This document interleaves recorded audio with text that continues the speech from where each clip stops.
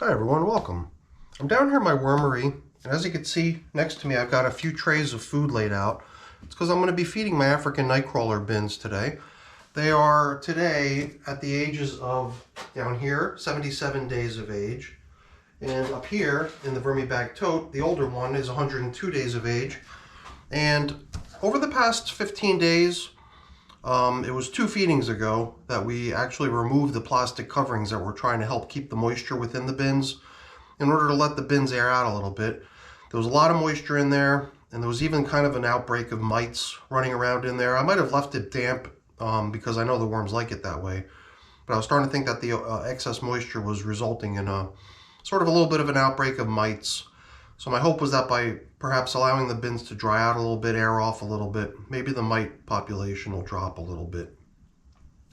It was 2 weeks ago that we definitely saw a lot of mite activity running around, especially on top of this avocado that was in there, half of an avocado. I could just see the thing just crawling, not to mention just throughout the material. Last week I could still see a little bit of it, but still I felt like it might be better to just let it continue airing out. And if this week we see fewer mites and less moisture, we'll probably return to covering the bins with plastic to enable the recirculation of moisture, which always results in an environment that the worms favor much more over a place where there's dry spots. And right now the top of these bins is definitely dry after 15 days of airing out. So I'm going to get these out onto the bench so we can get to work, and then we'll see how things look. Now, here in the younger of the 2 bins, the 77-day-old bin, we've got ourselves a very similar setup to what we're going to find in the 102-day-old bin, which is paper only being used to cover things up. Paper which, by being exposed to the air, has become quite dry. And right below it, too, material which is also quite dry. Most of my bins usually have plastic on top of that paper, and that paper is usually the sort of the haven where the worms really enjoy hanging out, sucking up all the moisture that drops onto that paper after it fails to escape into the air because of the plastic. And I like that, so that's why I'm looking forward to getting the plastic back on these things if possible. But I really want to see a reduction in the number of mites that I've been observing in these bins. Not that it's such a big problem to have mites, because I think most bins probably do have mites, whether you notice them or not. But sometimes you do start to observe what appears to be excessive numbers of them. And in the past, we'd always seen that this avocado had been the hot spot for mites. It was just covered in little white specks. And we were kicking around theories as to what were the white specks. Could they have been traces of the, grit that I use, which is very finely pulverized eggshell? Could it have been, some people even suggested it might have been a little outbreak of mold, little white mold spores popping up everywhere. And I'm really glad to say that right here on the initial observation, I don't see any signs of it. Not on the avocado. Not anywhere in the more damp areas right down the middle where the food had been placed in eight days ago. So that's all really good signs. Kind of the sort of stuff I was kind of keeping my fingers crossed for and hoping to see happen. I'm not sure if you could see it on the camera, but right here on this leaf, there's a worm cocoon.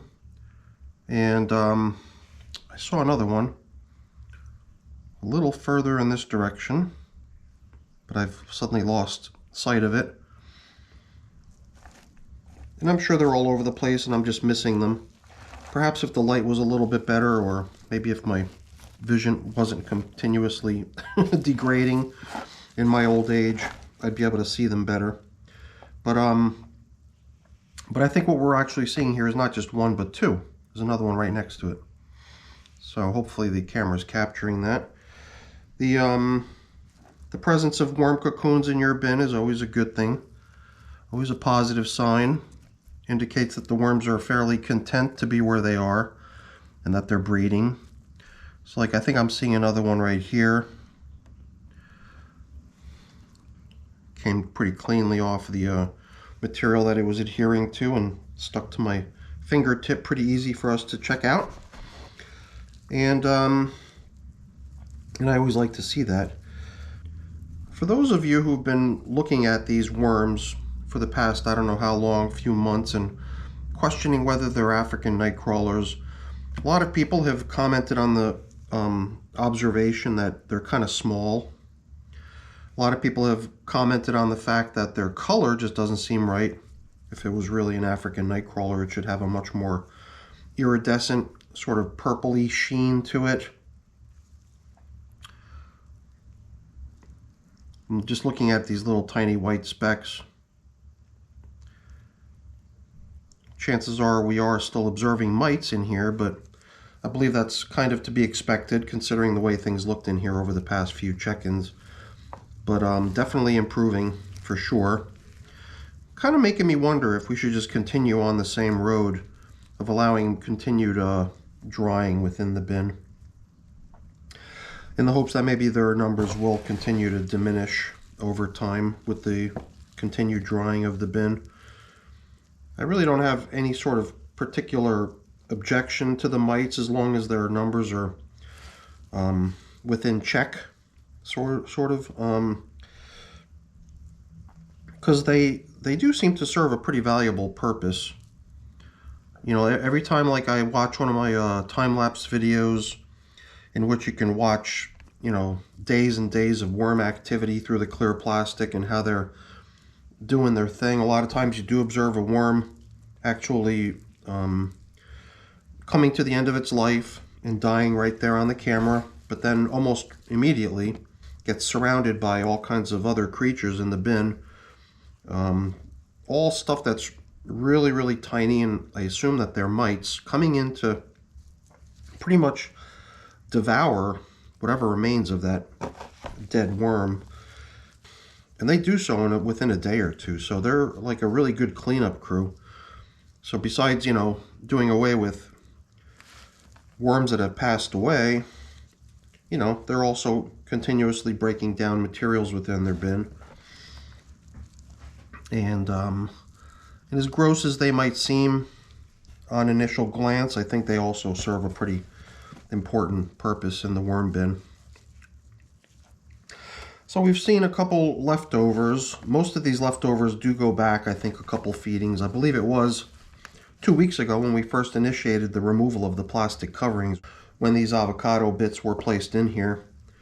And after, you know, after more than 2 weeks, I would have to assume that they're going to start getting a lot more composting activity soon. Because usually people consider an avocado to be one of those food items where the worms just go nuts and they rip it to shreds in no time. So I'm usually a little bit surprised to look inside of an avocado and not see it mobbed with worms. So I'm just assuming that at some time soon, very soon hopefully, we're going to start to observe a little bit more activity in those avocados. So a lot of looking around and not a lot of feeding, so why don't we proceed to the task at hand here and get this bin fed. At 77 days of age, I treat this bin as still having a fair bit of life in it, a good couple months before we would be looking to harvest it. So I don't mind seeing scraps of bedding and large chunks of food. It's in the next bin that we're going to check in on, the 102-day-old bin, where I'm really going to be hoping to see a little bit more progress on the breakdown of all the materials within the bin. So I'm kind of hoping that when we get in there, we're going to see a lot less stuff. You know, that looks like large chunks of leaves and paper and everything like that. I'm hoping that that bin at some point soon can start getting steered towards harvest. But usually before I can harvest a bin, I'll usually invoke a couple additional phases in the life cycle of the bin. And one of those phases would be sort of the tail end of the final feeding that the bin received. I refer to it I used to refer to it as like a starving stage, but more recently I treat it as more of a foraging phase, which just means that they're not being regularly fed and being given a fresh supply of nourishment. They're just being left to fend for themselves and pick through what remains of all the previous feedings that they'd received over time. Hopefully resulting in a bin that has really nicely broken down material in it and very few little lingering scraps of uneaten food. So I've actually thought about, maybe designating one of the very near in the future next feedings of this next bin that we're going to feed as its last feeding prior to initiating the foraging process. But I believe in this bin, with this being its 10th feeding, I think we've still got a little ways to go before we would do that. In the VermiBag Tote, the other bin that we're going to feed after this is, it's been 13 feedings now. Today will be its 14th feeding. And, once I reach 100 days of age in my bins, it's usually at that point that I start to want to see things winding down and driving towards completion, so I can consider harvesting the material in the bin at some point soon. So we'll see when we get in there whether it looks like we're nearing that opportunity to make that happen soon. So this looks like a pretty generous feeding, especially with the leftovers that were still in there as well. So pretty dry. A little bit drier than I thought it would be out there on the edge. So I'm wondering if we're really going to need to check in on this bin very soon with all this food in here. Even though we waited 8 days this time, I believe we probably could go a little longer on this go around. Maybe we can wait as much as 10 days or more for the next feeding of this bin. But we'll see. We'll see how things progress. I am starting to get the feeling that things are drying out quite nicely in here. All of the stuff on these outer edges, very dry. I'm not sure if you could tell on the video from how it behaves when I'm handling it, but it definitely is drying out nicely. Over on this side, it seems like things are a little bit more damp. I think we're even seeing a greater number of worms hanging out within this material. They're probably drawn to the higher degree of moisture that can be found over on this side. We'll just stir it up a little bit for these guys and try to get the more dry stuff down low where it can get rehydrated. But I am starting to think that letting things dry out in here any more than what we see here is maybe borderline dangerous for these worms. I'm starting to think that this is a good degree of moisture, assuming it was all spread out evenly, but at this point we've got spots where there's good moisture in the material, as well as the food itself, which has good moisture trapped within it, but that'll be, emanating from the food soon as time progresses, as it starts to break down. And then, counteracting that is some dry stuff. And we even dropped in, as you might have noticed, a little bit of dry paper too, which will also, by its nature, absorb a little bit of the moisture in here. So I do believe it is time to restore our plastic coverings to this bin and allow it to revert back to having that terrarium effect of the moisture in the bin not being allowed to just evaporate into the air, but being captured and recirculating back into the bin. Making the top surface of the material throughout the bin a much more comfortable place for the worms to spend time, as well as even on top of this paper. So I'm going to go round up a piece of plastic that we can cover this up with. So most recently I've been sort of on a kick trying to stabilize moisture levels in most of my bins, and so I've got a whole collection of different, plastic and a couple pieces of cardboard covered in plastic, which is what we're seeing here. Sometimes it's just a piece of plastic and then a piece of cardboard on top of it, but in this case it's sort of a 2-for-1 deal. And it almost looks like it's perfectly suited for this size container. It might have even been the container from which we removed it when we decided things were becoming too damp. So this is becoming the trend now. I've been trying a little bit to help a lot of my overly damp bins dry off some, but I've gradually been able to restore the plastic coverings to almost all of my bins over the past week or so. And I'm curious to see if that's going to be the same situation when we move into the older of these two African nightcrawler containers, the 102-day-old VermiBag Tote. So let's head over there now and see how things are looking.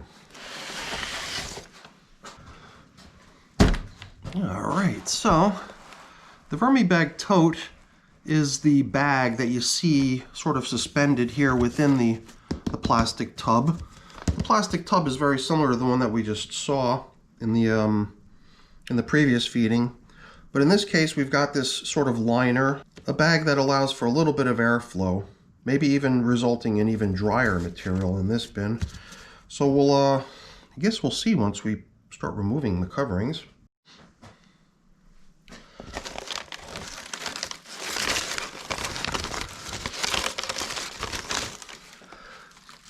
Seems to me like we've got ourselves a very, very similar environment here where the material right on the top surface seems quite dry. You don't have to go down very deep to get to a little bit of material that's already got a lot more moisture to it. And as a result of it, it's already exhibiting some worm activity. And I guess I'm just curious out on the edges, because it was on these outer edges we noticed the greatest amount of dryness when we went picking through that last bin that we just fed. Somehow here I'm noticing a little bit less severe dryness occurring. The moisture level, at least on this side of the bin, seems a little bit more comfortable and damp, which is a good sign. I can't remember if one or the other of these bins was more damp than the other. They were both left to air out, but somehow, something about, I don't know, can't remember exactly, but something in the back of my mind tells me that this may have been the more severely overly damp bin of the two. So maybe that's why we're seeing a little bit more moisture here in this one. Just curious to see what we're going to have on the outer edges of this side. Let's see what we see. Pretty good. So this bin is definitely at least a month or more older than the last one that we just tended to. And you can tell right away that the material within the bin is a lot finer, far fewer scraps throughout it. So I like the way it's progressing. Hopefully we can start steering it towards the foraging stage. Maybe treat one of these upcoming feedings, maybe even this feeding as its last feeding, so that the worms can focus on just tackling whatever remains in the bin and wiping it all out, taking all these larger chunks of food and breaking it down. Or we might even opt to do something which I've been doing lately as well, which is to actually pick through and remove all the large chunks of food once it's been decided that it's time to allow the bin to forage. You know, helping the completion of that foraging stage draw to an end sooner. But I vary things, you know, from bin to bin a lot. I don't always follow the same exact process, so to speak, in every bin every time. Sometimes I want to try new things. Sometimes I want to experiment with ideas, and I guess we'll just play it by ear when we get to that point in the future when we have to make a decision. Here we've got another half of an avocado with a worm in it. Just one worm.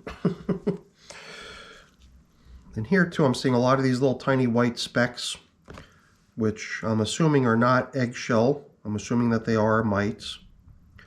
It's funny because only when I was able to sit down and watch this video, or watch the video of this stuff fast playback, was when I was able to really say for sure that, yeah, those are mites. They're not mold or eggshell crumbs. They're definitely mites.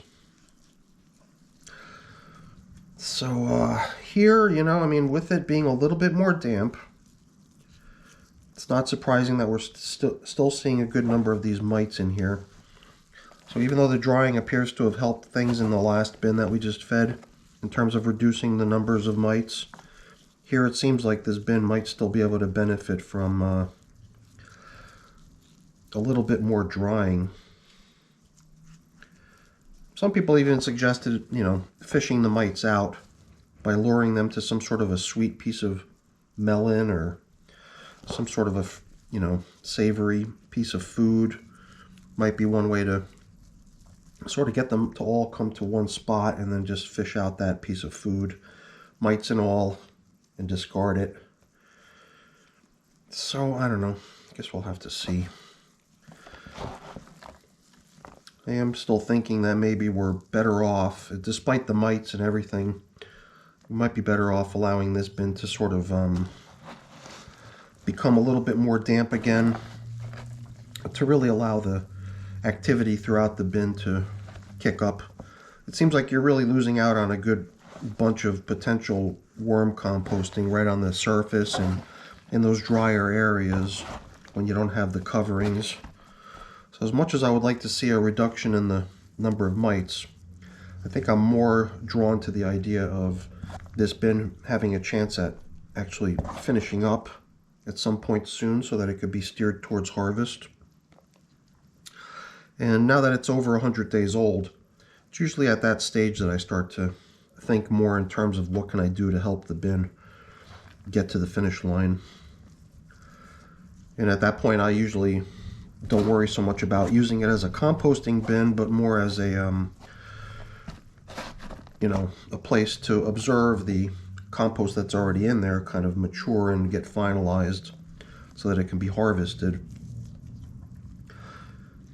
So, yeah, I am starting to lean towards giving this bin the same treatment as we did the other bin, which is to plop in today's food, as well as a couple, you know, in this case we'll give it 2 dry pieces of coffee filter as bedding, maybe enabling a little bit more moisture to get drawn into them, possibly helping things dry out a little bit more.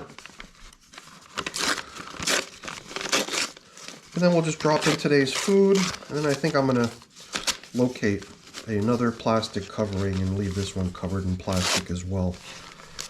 And then I got a feeling we're going to see a lot more mites in here next time we pop in, and that'll just have to be acceptable. Let the mites help out with the breakdown of the food materials, of all the stuff that's still in here. And at some point in the future, after the foraging has really achieved its goal, breaking down a lot of the little tiny stuff in here, then we can maybe focus a little bit more on letting things dry out and trying to reduce the population of mites, maybe trying to fish them out somehow. Right now I think I'm a little bit more enticed by the potential of this bin making its way to its final feeding, which could even be today. This could be its final feeding. I guess we'll have to decide at some point soon. And then we'll see what we can do. Stuff like this too, you know. It's kind of a hard stem. This is like when you buy vine tomatoes. This had tomatoes hanging off of it. We'll see where it goes. If at some point in the future I feel like I need to fish out uneaten materials, maybe move them into some other bin where there's adequate time for the breakdown of that stuff to occur, then so be it. So let's plop in the portion that we bought down here for them today.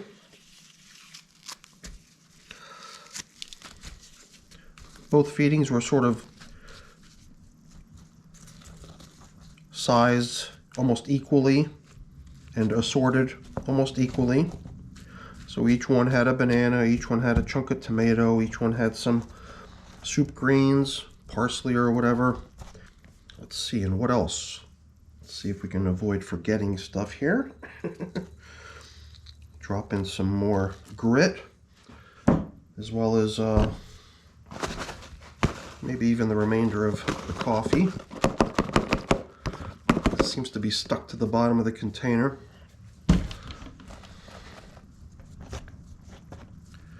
Alrighty.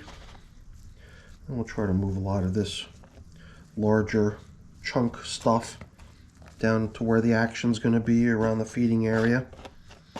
I hope that it gets the attention that it needs to break down nicely. Because, yeah, look at all this material. It's in great shape. It's got chunks of whatnot in it, little bits of bedding and food scraps and whatever. All stuff that I'd love to see the worms start focusing on to break it all down and make it all a bunch of really nice compost. And I guess we're just going to have to accept the fact that there's a bunch of mites in here helping with the breakdown process. And I'm not going to sweat it. Maybe we've actually achieved the reduction of their numbers a little bit by letting things dry out here over the past couple weeks. I think if we really feel like we need to, we'll tend with their numbers later to try to get a reduction in their quantities within this material. So besides the paper coverings going back, I'm going to go ahead and grab another plastic type covering. So this plastic I found is going to work perfectly. You can see it already has some castings on it. It's been used for this purpose before. So let's place it over the top to create our terrarium effect. And I've also got a piece of cardboard here that that we can cover up with as well. I just fashioned it really quickly so that things can stay nice and dark underneath. So that besides coming up for the moisture, they'll also be comfortable with the fact that it's nice and dark under there too. So that's my African night crawlers, all fed and happy to continue their ongoing composting duties. So I guess we'll have to see, you know, with this 102-day-old system here. You know, a lot of times I'll use the capacity of the bin as my reason to stop if I get there really quick. Other times I'll usually maybe treat 100 days as sort of the threshold, at which point I'll try to cut off the typical composting activity of the bin and start to try transitioning it towards activities that help lead towards the harvesting of the bin at some point in the near future. So I don't know, I guess we'll just have to see how things progress in here and make our decision on what to do next, maybe at the next check-in. So we've got options. All right, everyone, hopefully you enjoyed the video. If you did, please remember to give me a quick thumbs up. That's always really appreciated. And if you haven't done so already, also consider subscribing to the channel too. That's really appreciated as well. All right, everyone, have a great day. Bye now.